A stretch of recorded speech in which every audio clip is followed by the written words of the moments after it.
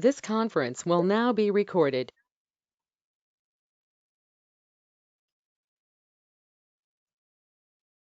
And I will just turn that off. Okay, so welcome again to Internet Privacy and Security. So what is Internet privacy? Internet privacy, or online privacy, refers to privacy you're entitled to when you display, store, or provide information regarding yourself on the internet. Now, this can be personally identifying information, such as your name, address, date of birth, as well as non-personally identifying information. So that would be your browsing behavior on a website, which links you click, which links directed you to certain websites, etc.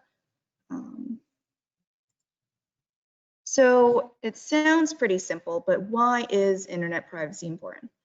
Well, it's really important right now, especially now, but because with so much of our social interactions going digital, it's really critical that we understand and manage internet privacy so that we can protect ourselves and also maintain some control over the digital spaces we inhabit.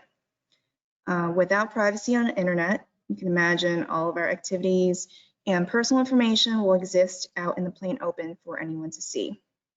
So this workshop will first take a look at common online privacy and security concerns, as well as how to protect ourselves and secure our online interactions and use of the internet. Okay, so what are some common issues? Well, the first one, and a huge one, is tracking. Tracking is practice by which websites will collect, store, and share information about your activity on the web. And the way they do this is by using your IP address, which is unique to each device that is connected to the internet. So think of it as a street address, but for your individual devices. Now, some of the information is collected automatically with each request from your browser. These are components we don't really have too much control over, and they are your IP address, the page you're viewing, the type and version of your browser, your operating system, and the language preference.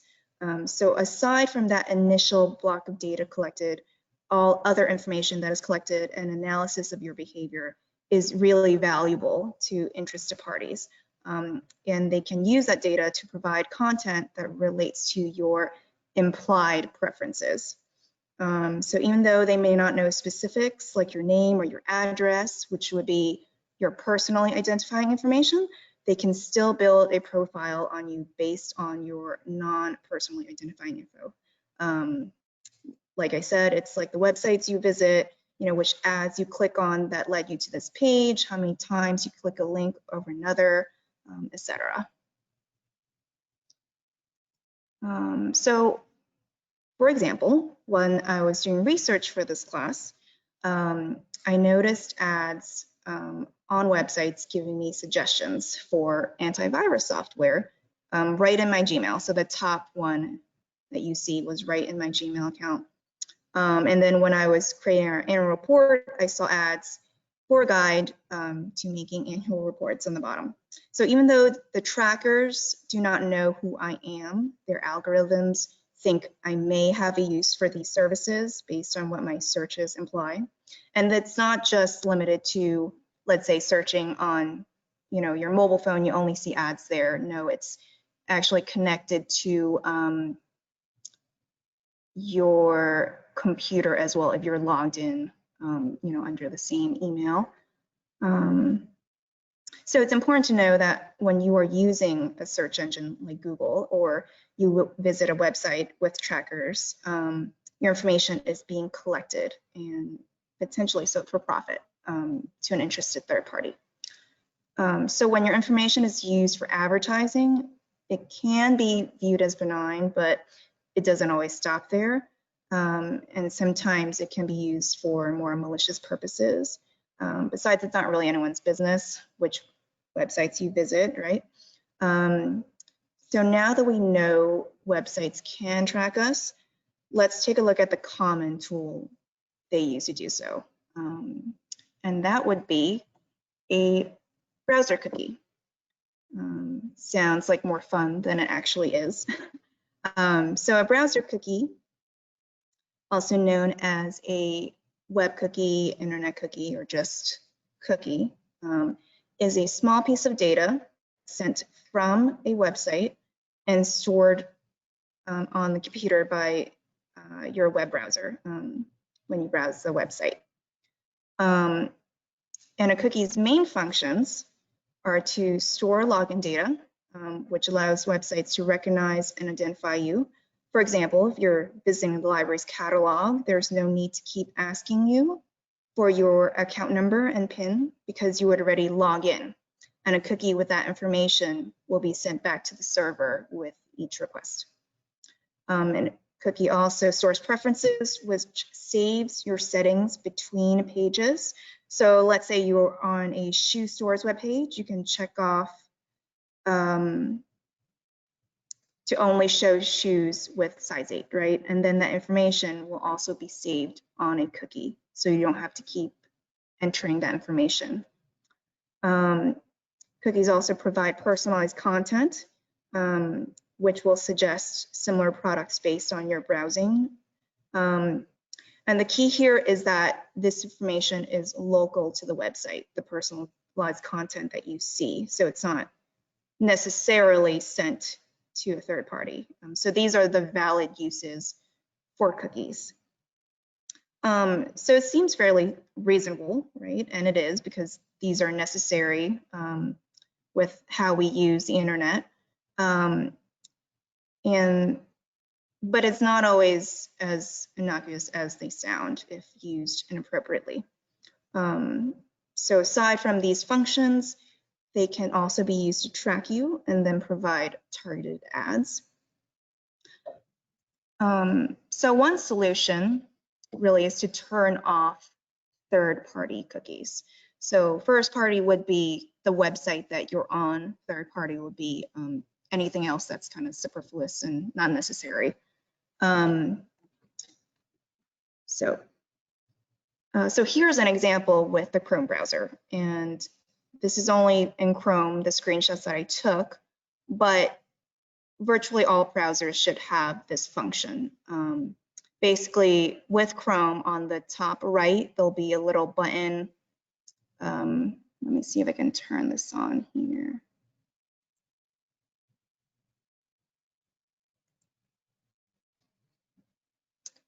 Maybe not. So this part here, so that is a menu button. When you click it, you'll see settings, and then you'll go to privacy and security, and then you can block third-party cookies, and that's just one option on the Chrome. But you can do that on Internet Explorer or Safari, whatever your preferred browser is, there should be a way to change that.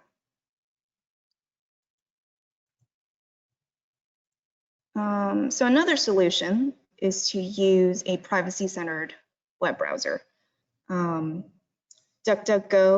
is one I recommend. It is a search engine that uses results from over 400 sources, not Google, but it does use stuff like Bing or Yahoo search. And most importantly, it does not store your IP address or log user information, and uses cookies only when required.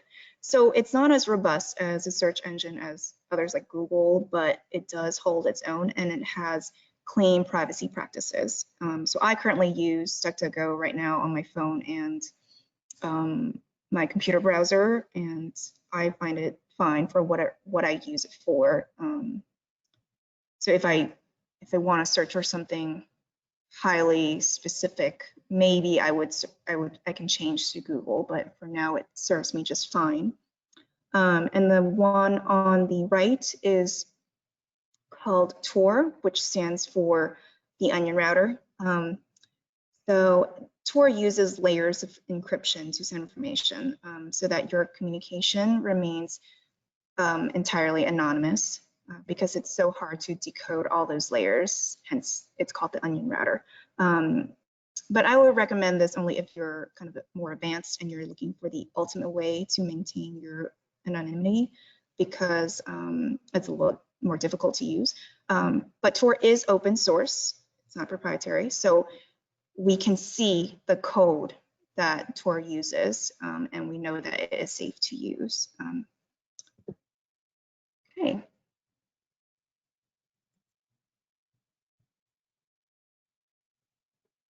Do we have any questions so far? Kind of went through that pretty quickly, but if not, I'll keep going. Okay, so let's move on to the next kind of tracking, and that is geotracking. So geotracking is when you enable location data on your mobile device, which allows apps to track your precise whereabouts. And for those of us who have used any kind of app on mobile devices, we probably have location data enabled. So for example, I use Google Maps, which is a great tool for finding places of interest and driving routes, right? But to receive that information, I need to enable location data on my device. And that happens to be my phone. So in fact, when I was preparing for this class, I checked my phone, and sure enough, I have it enabled, even though I don't necessarily need it at the time. But Google has still been tracking me. In fact, if you ever want to find out where you are and you had location data enabled, if you have an Android phone, there is a history of where you are. So kind of alarming, but useful at the same time. So, okay, so geo-tracking by itself is not a problem, of course, because some apps do use it. Like I said, when you use location data for like a map application, for example. But the issue rests on how that data can be used. And right here, I have a link to a New York Times article. It's a little bit old, 2 years, but it's still, I think it still has good information there. So if you want to take a look at it, it is linked. So the main takeaway from the article is to not rely on an app's explanation about how they will use your data and whether or not they will share or sell it. The Times found that many of these descriptions were incomplete and often did not mention data sharing with third parties. So that is why it is a good practice to be in control of your own information.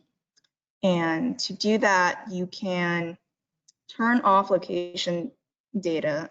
I'll just go through these couple of slides really quickly because they're specific. This first one is to an Apple device. You'll just pull up your settings. So however you get to settings, this is what you'll see, and you'll check or click on privacy. And then, pardon me, on the right, sorry about that. The right is where you can check off location data or location services, excuse me.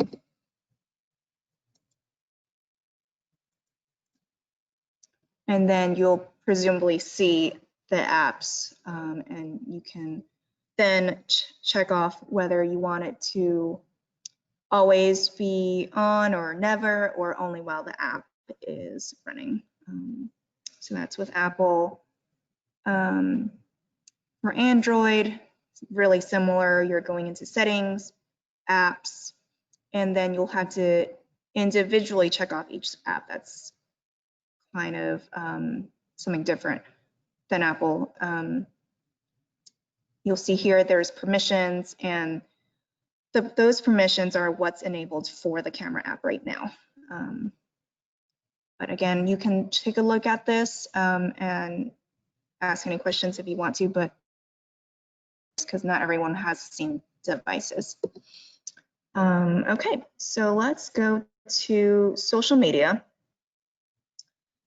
It's kind of like a special topic in itself. So while social media has a lot of the same issues with trackings and cookies, there are other consequences that can occur because of inappropriate use. So if you put too much detailed information about yourself online on social media, it can make you susceptible to a plethora of issues. And these are very real. I'm sure you've heard about some of these before, but I'll go through it anyway. So it'll make you susceptible to identity theft, stalking, unintentional fame, employment discrimination. Some employers will actually look up your profiles before giving an interview. Online victimization or bullying, and surveillance can be by people you know or by authorities because it's technically public information. So remember to be very careful about what you post rather, even if it's something like an extensive vacation, especially if you have not limited who can see your posts or you have not screened your friend requests. So make sure you verify if those people are who they say they are before accepting friend requests from people. Okay, so the screenshots you see right here are for Facebook specifically, and Facebook has a certain number of privacy issues, which is why I've chosen to show you this here. But so with Facebook, the way to control your privacy settings is usually on the top right. There's a little caret or a little arrow drop down menu here. And you'll just go to settings and privacy, or it could be a different interface on the top right hand side or the drop down menu. So either of these, they should look familiar, but that's how you would get to the settings. Let me use this.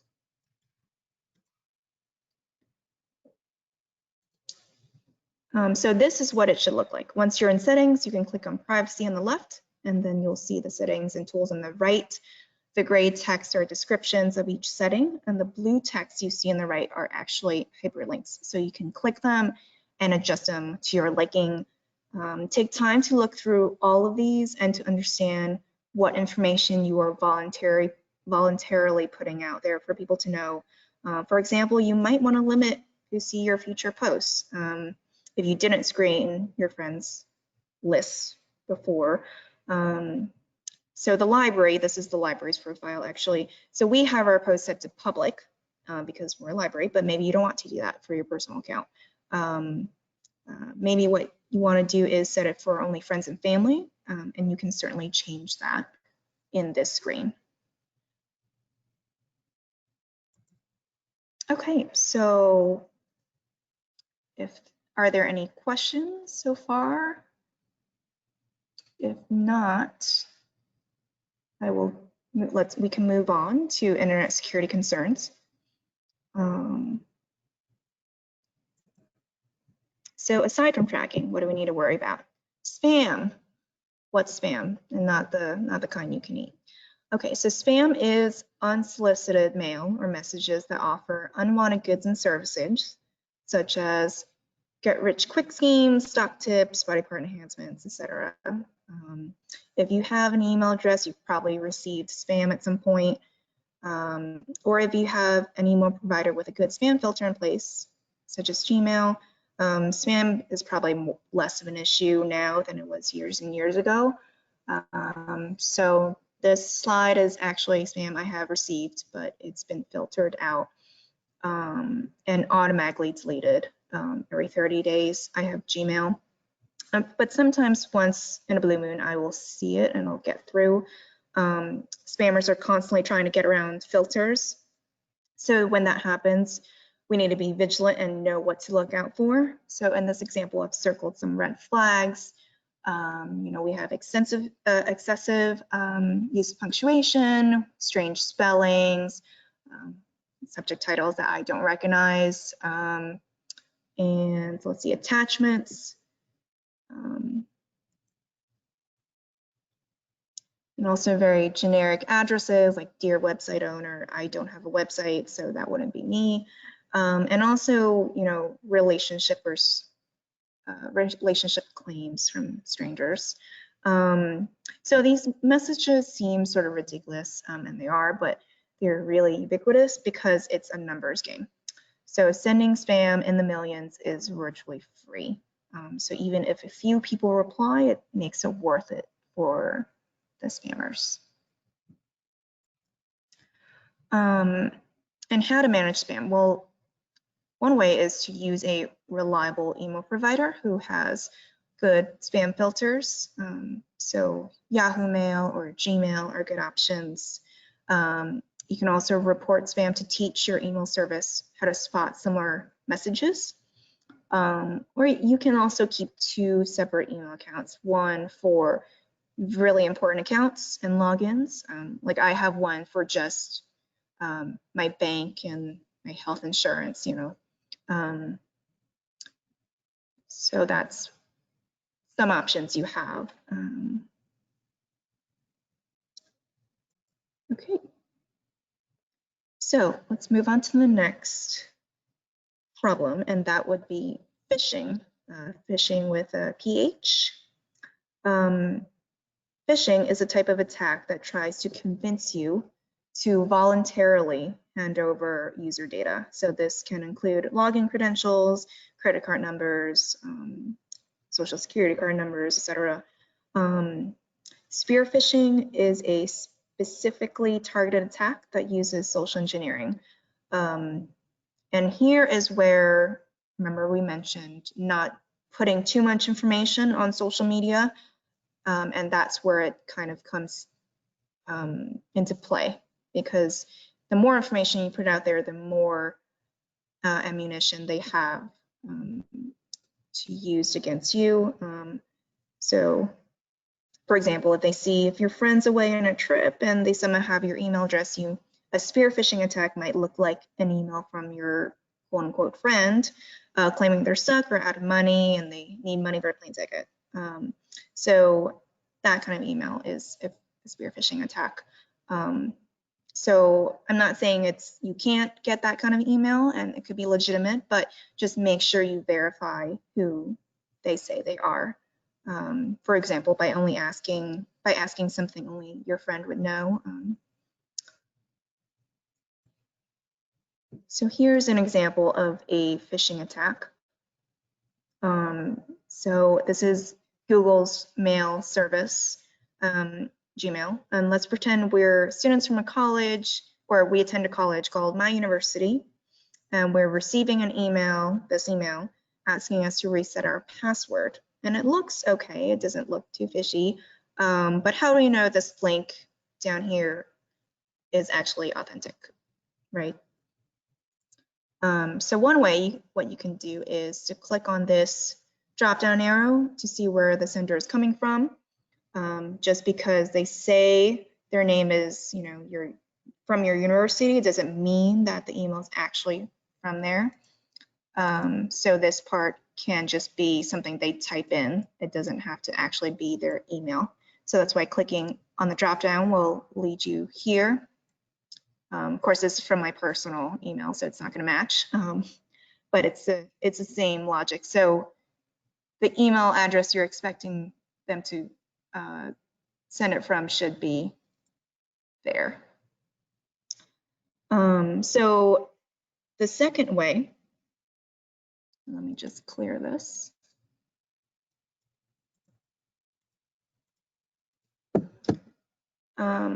Now the second way is to actually hover over a link, and you hover over a link by just putting your cursor over the blue text, which would be a link, and if it actually matches what you see the text as, like the top one, then we're good, where the check mark is.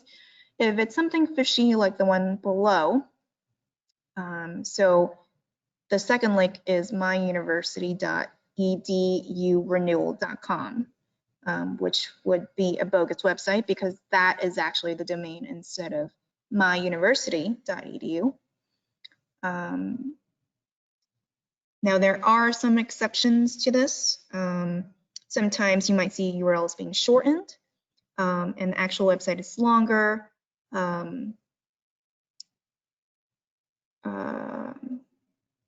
Or there's some third-party vendors. I know universities will use services from third parties, like for online coursework or transfer requests. But basically, if it's something you are not expecting, just be wary of that and try to verify before you click on any of the links. Okay. And now we also have malware, which is another name for malicious software. So malware is intrusive software that is designed with intent, to damage devices, steal data, and generally create havoc. And some common types are viruses, trojans, spyware, ransomware, adware. They're all just different names for the different types of malicious software that can get installed in your computer. But the thing is, it's not just something that happens out of nowhere, right? You have to be the person who actively clicks on a link and downloads something, which causes the software to be installed. Another reason why we should verify before clicking or downloading anything. So here's an example of malware, specifically ransomware. It's saying your personal files are locked, you can't get into it, and here's, you can pay us so that we can unlock the file. Now, hopefully you don't get to this point. The best way is to prevent it from happening in the first place, and that's by using antivirus software, and we'll talk a little bit about that in just a second. But I just want to remind you on the right there, don't panic, right? This is not timed. You don't have to do this immediately. Sometimes you'll get malvertising if you click on a website. I know I've certainly seen some from some sketchier websites that tell you you have to act in these 15 seconds. You don't have to act in 15 seconds. It'll be okay. Just don't click on any links or enter any personal information on those screens. And try to close the application if you can. If you can't, shut down your computer or the browser that has the malware or web page open, and don't revisit the website which directed you there.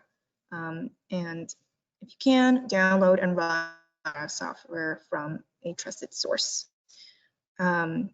Because even if you pay and enter all this information, there is no guarantee that you'll actually get your files back or whatever they promise you. Okay, so what are some good web practices? Number one would be to not open any emails from strangers or unexpected.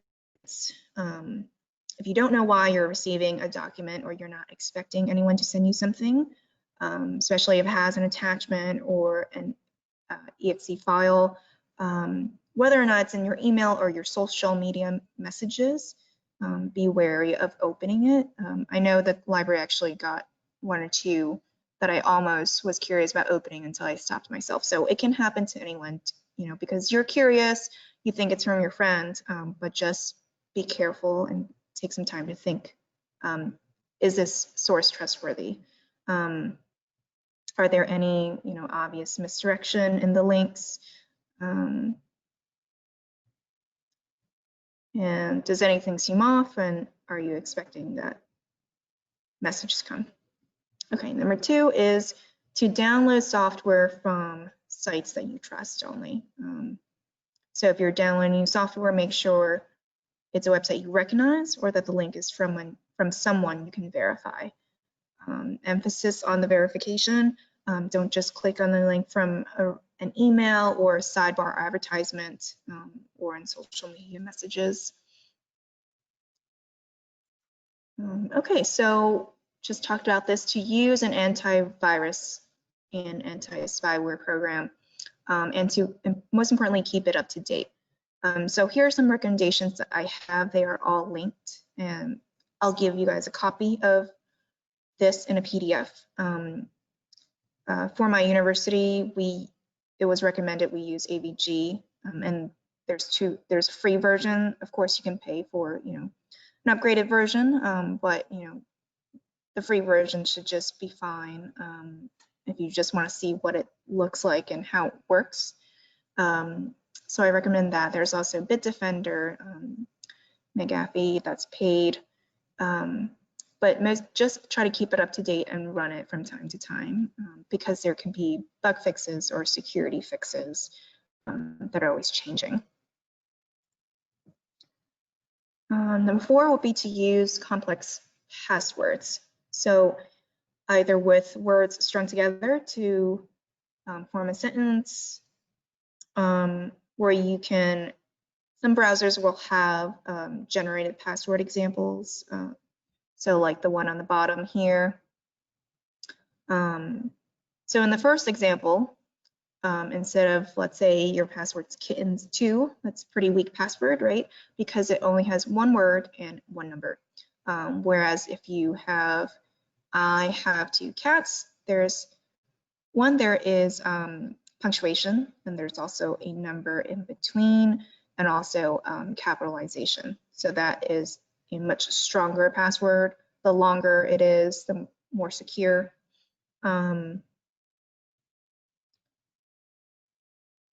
Or to use, like I said, a computer or browser generated password. And if you've updated your browser like Firefox or Chrome, I believe will offer it.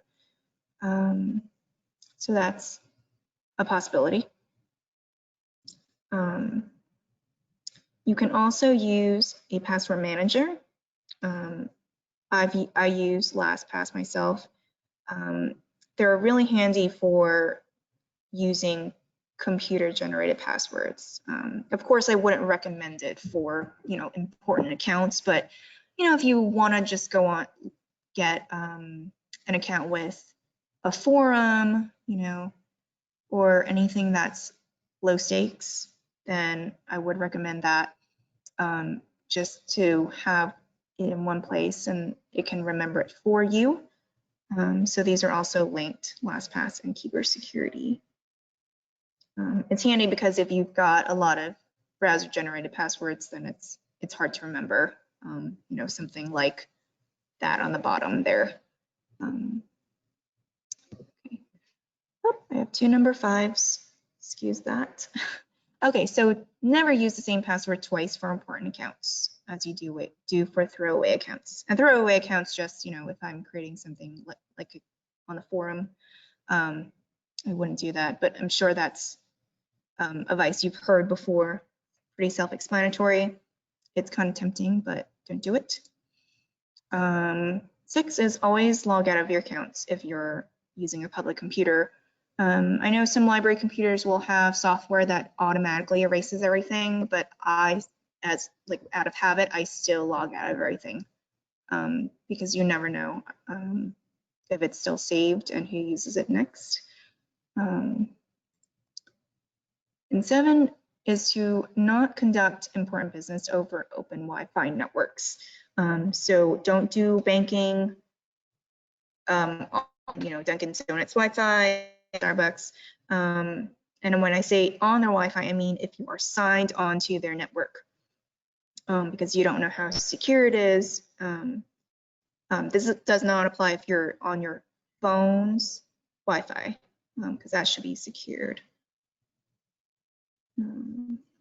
So it's kind of the same reason when you don't want to give your credit card information over the phone, right? It's a similar reasoning. You don't know if that phone line is secured. Same thing with open Wi-Fi.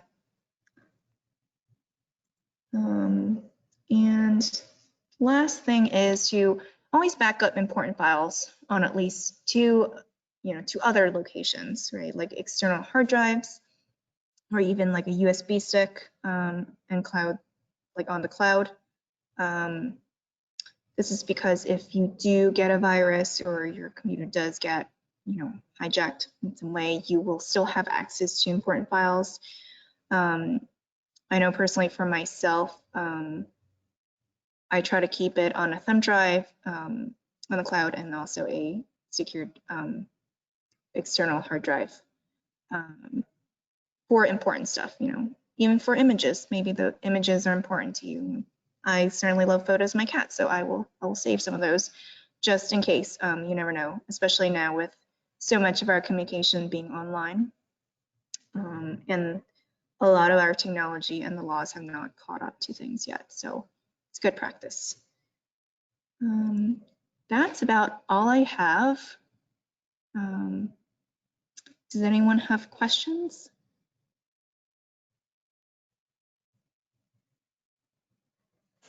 Okay, Jenny, if you have, I have an Apple iPad and my husband has the Chromebook.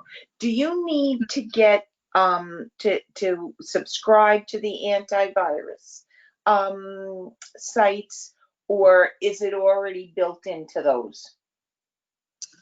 That's a good question. I'm not aware of mobile versions Okay. of that, only because a Chromebook is kind of similar to an iPad because you can't really install, like it's much harder to install third-party like malicious software, you know, unless Okay. because usually it's through the App Store, right? Like when you're getting Right. anything, download Right. anything. Yes. And like an executable file, unless it's specifically targeted to a phone, I don't think it will run it, but that's a good question. Let me take a look and I'll get back to you Okay. on that. That's fine. And the other thing that I was wondering about is when we're traveling, sometimes like I want to look at bank accounts and things like that. Is that safe to do in the car on my phone? Yeah, because it's your own phone's Wi-Fi. That's fine. Okay. But if you're going to log, you know, if you go to a rest stop and you log onto theirs, that's when I would say don't do that. Yeah. Okay. Yeah. All right. Okay. That's fine. Okay. Good. Thank you. Okay, great. Let me just end the recording real quick.